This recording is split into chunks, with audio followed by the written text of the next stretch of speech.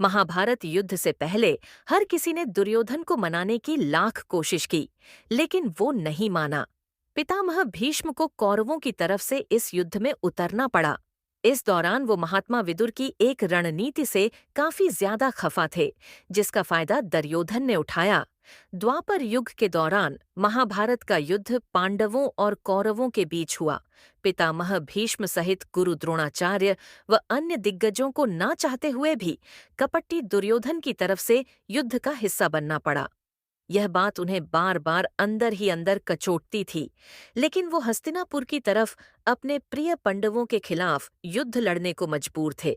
युद्ध न हो, इसके लिए कई बार दुर्योधन को मनाने का प्रयास किया गया, लेकिन अपने भाइयों से ईर्ष्या की सारी हदें पार कर चुका। धृतराष्ट्र पुत्र पांडवों को 5 गांव तक देने को तैयार नहीं था। क्या यह युद्ध सिर्फ दुर्योधन और धृतराष्ट्र की महत्वाकांक्षाओं के चलते हुआ? पितामह भीष्म की माने तो युद्ध भले ही दुर्योधन की जिद्द के कारण हुआ हो, लेकिन इसके पीछे विदुर की कुछ गलतियां भी जिम्मेदार है। महात्मा विदुर धर्मराज यम के अवतार थे। विदुर नीति दुनिया भर में प्रख्यात है। उन्होंने कई बार धृतराष्ट्र को गलतियां करने से रोका।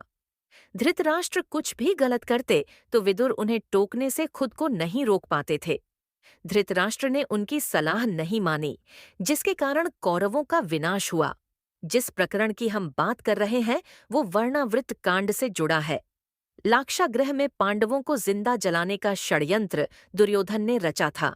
लाख का महल तैयार करवाया गया ताकि वो तुरंत अग्नि पकड़ लें और सभी पांडव महल के अंदर जलकर प्राण त्याग दें। विदुर को दुर्योधन के इरादों की भनक लग गई और पांडवों को जमीन में सुरंग के रास्ते समय रहते बचा लिया गया। जिस वक्त लाक्षागृह कांड हुआ, तब युधिष्ठिर को हस्तिनापुर का युवराज घोषित कर दिया गया था। इस पूरे षड्यंत्र की जड़ तक पहुंचने के लिए विदुर ने पांडवों को वापस हस्तिनापुर आने की जगह कुछ वक्त तक अज्ञान रहने की सलाह दी। उनका यही निर्णय बाद में महाभारत की असली वजह बना। पांडवों के लाक्षागृह कांड में मरने की गलत जानकारी के आधार पर पीछे से दुर्योधन को हस्तिनापुर का नया युवराज घोषित कर दिया गया। कुछ वक्त बाद जब पांडव वापस हस्तिनापुर लौटे तो बड़ा सवाल यह था कि युवराज दुर्योधन ही रहेगा या फिर वापस युधिष्ठिर को यह पद दे दिया जाएगा। इसके बाद देश का विभाजन कर पांडवों को इंद्रप्रस्थ देने का निर्णय लिया गया था।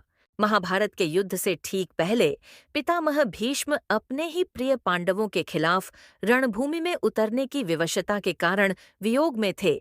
B.R. चोपड़ा की महाभारत के अनुसार इस दौरान विदुर पितामह को यह सलाह देने के लिए पहुंचे कि वो अपनी प्रतिज्ञा तोड़ दें और पांडवों के खिलाफ युद्ध में न उतरे।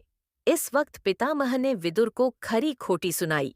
उन्होंने कहा कि लाक्षागृह कांड के बारे में विदुर ने समय रहते ही बता दिया होता तो वो तत्कालीन युवराज यानी युधिष्ठिर की हत्या का प्रपंच रचने के आरोप में महाराज धृतराष्ट्र को दुर्योधन को मृत्युदंड देने के लिए मजबूर कर देते। ऐसे में एक ही वक्त में 2 युवराज वाली दिक्कत भी पैदा नहीं होती।